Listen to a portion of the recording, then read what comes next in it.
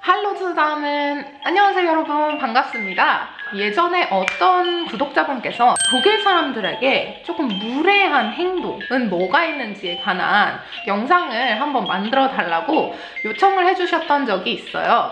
그래서 제가 한번 생각을 해봤어요. 과연 어떤 행동들이 굉장히 무례한 행동이 될까? 딱히 없더라고요. 왜냐면 사실상 무례한 행동이라는 건 어느 나라를 가든 약간 무례한 행동은 무례한 행동이고 이거를 한국에서 해도 약간 무례한 행동이겠구나 라는 그런 행동들은 다 여기에서도 무례한 행동이기 때문에 보통은, 그래서 딱히 특별히 독일이라서 무례한 행동들이 그렇게 많지가 않더라고요. 그래서 제가 독일인 남자친구한테도 한번 물어봤었거든요. 근데 남자친구도 딱히 잘 모르겠다고 얘기를 해가지고 그 영상을 대신해서 제가 이번에는 독일에만 있는 약간 특별한 문화라고 할까요? 약간 독일의 정말 특별한 행동들에 관한 영상을 만들어 보려고 합니다. 그러면 우리 함께 시작을 해봅시다. 첫 번째는요, 바로 자전거 도로를 피해서 걷기입니다. 사실상 이거는 독일에서만 꼭 허용되는 건 아니고요. 전반적인 유럽에서는 약간 전부 다 이런 문화가 좀 약간 룰이 있는 것 같아요. 왜냐면 한국보다 여기는 조금 더 자전거 도로와 인도, 그리고 자동차 도로가 딱딱딱 구분이 굉장히 잘 되어 있는 편이에요. 그래서 인도를 이렇게 걸어가다 보면은 자전거들만 다닐 수 있는 도로가 같이 옆에 붙어 있는 경우가 굉장히 많아요. 길을 딱 봤을 때 구분이 쉽게 가도록 이렇게 구분을 해놓거나 혹은 바닥에 이렇게 자전거 표시를 그려놓는 쪽도 있는데요. 그런 경우에는 절대로 자전거 도로로 걸어가시면 안 됩니다. 만약에 모르고 자전거 도로로 걸어가시다 보면은 굉장히 사람들이 되게 뭐라고 심하게 얘기를 할 거예요. 그리고 막 비키라고 이러면서 막 엄청 욕을 먹을 수도 있습니다. 그러니까 그 부분 조심하셔야 되고요. 두 번째도 마찬가지로 자전거와 관련된 이야기인데요. 독일에서는요, 자전거를 탈 때 그들만의 특별한 자전거 수신호가 있습니다. 이 부분은 자전거를 독일에서 타고 다니시는 분들은 꼭 알아두셔야 되는 부분이고 배우셔야 되는 부분이에요. 근데 사실 저는 자전거를 안 탑니다. 그래서 저는 사실 정확하게는 몰라요. 그래서 자전거를 타고 다니시는 분들은 더 자세히 아시겠지만 일단은 기본적으로 팔을 뻗어서 오른쪽으로 갈지 왼쪽으로 갈지 이렇게 사인을 해주게 되는데요. 왜냐하면 자전거 도로에서 타는 경우도 있지만 자동차와 같이 자동차 도로로 같이 운전을 해서 가는 경우도 있기 때문이에요. 위험을 방지하기 위해서 항상 수신호를 이렇게 해줘야 합니다. 자전거를 혹시라도 독일에서 타실 생각이 있으시다면 이 부분에 대해서 한번 검색을 해보시던지 아니면은 따로 공부를 조금 하셔야 될 수도 있어요. 세 번째도 굉장히 독일스러운 문화라고 생각을 하실 수 있는데 이 부분은 조금 한국이랑은 다를 수도 있을 것 같아요. 말할 때 상대방의 눈을 바라보기 입니다. 한국 같은 경우에는 사실 누군가 1대1로 대화를 하고 있을 때 눈을 이렇게 계속 쳐다보고 있으면 조금 상대방이 부담스럽게 느껴질 때도 가끔 있잖아요. 그래서 조금 집중은 하되 간혹가다 가끔씩 다른 것도 조금 봐주면서 이렇게 고개도 끄덕여주고 이런 리액션을 해주는 게 오히려 한국에서는 조금 더 예의 바른 행동처럼 보여질 때가 있는데요. 그거와 반대로 독일은 무조건 상대방의 눈을 지그시 아주 똑바로 쳐다봐야 합니다. 그래서 만약에 제가 상대방과 이야기를 하고 있는데 눈을 바라보지 않는다면 그거는 내가 너의 이야기에 집중하고 있지 않다 라는 의미로 받아들여질 수가 있어요. 그래서 무례한 행동으로 보여질 수도 있습니다. 사실 이 부분은 근데 조금 연습이 필요할 것 같기도 해요. 왜냐면 저희 같은 경우에는 너무 이렇게 눈을 이렇게 쭉 쳐다보고 있는 게 사실 익숙하지가 않기 때문에 처음에 왔을 때는 조금 약간 어디를 봐야 되지? 이렇게 동공지진이 막 이렇게 일어날 때가 있거든요. 하지만 이것도 계속 차차 조금 연습을 해가다 보면은 언젠가는 익숙해지는 부분이니까요. 조금 연습을 이렇게 자세히 쳐다보는 연습을 조금 해보시길 바래요. 네 번째 같은 경우에는 학생분들이라면 이미 아실 수도 있는 부분이라고 생각을 해요. 저는 이 부분을 보고 굉장히 신선하고 굉장히 흥미로웠거든요. 바로 수업 시간에 책상을 두드리기입니다.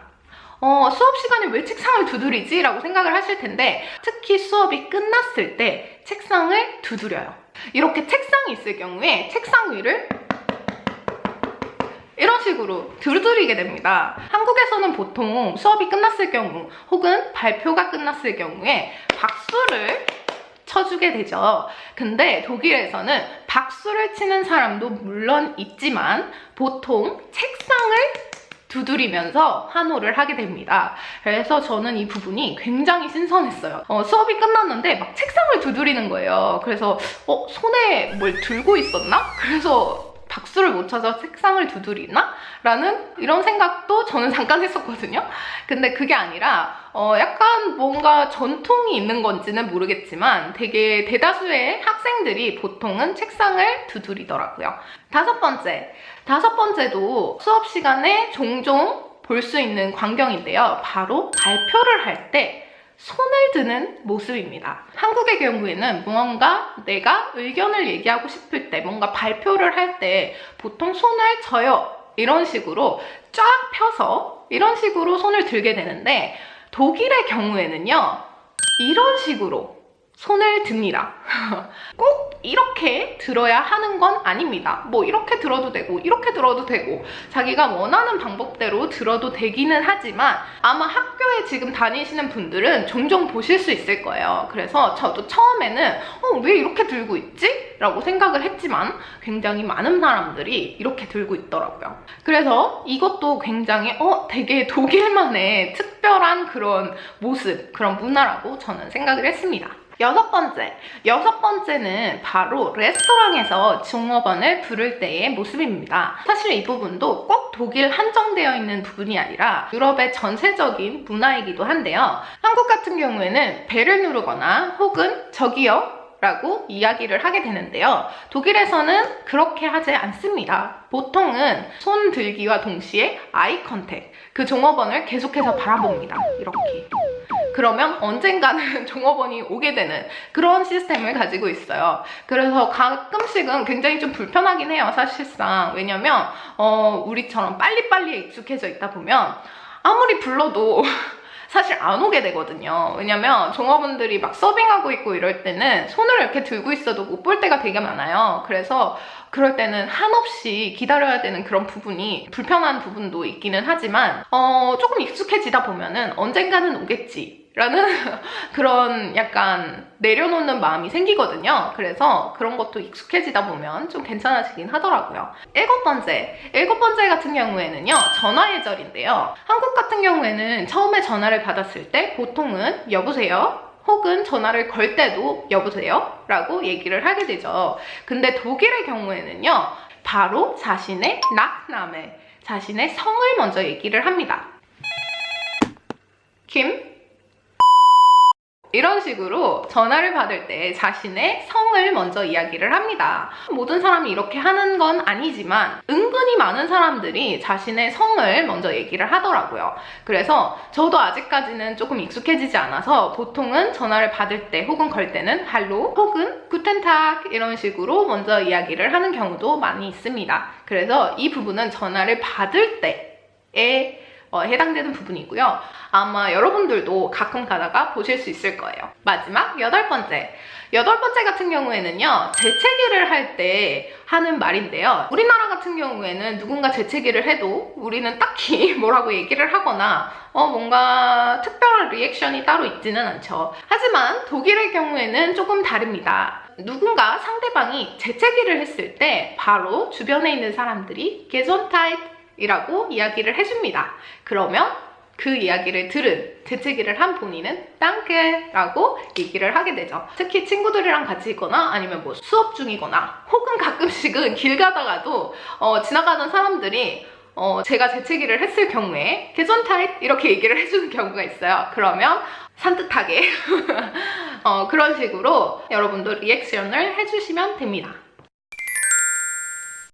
자, 이렇게 해서 오늘은 8가지, 무려 8가지의 독일의 특별한 문화, 특별한 행동들에 대해서 알아봤는데요. 저 같은 경우에도 처음에 왔을 때 이런 부분들이 굉장히 신선하고 재미있게 다가왔던 것 같아요. 그리고 이 영상의 반응이 좋다면 제가 2편도 제작을 할 예정이니까요. 재밌게 봐주시고요. 오늘도 좋아요, 구독 누르는 거 잊지 마시고 그럼 안녕!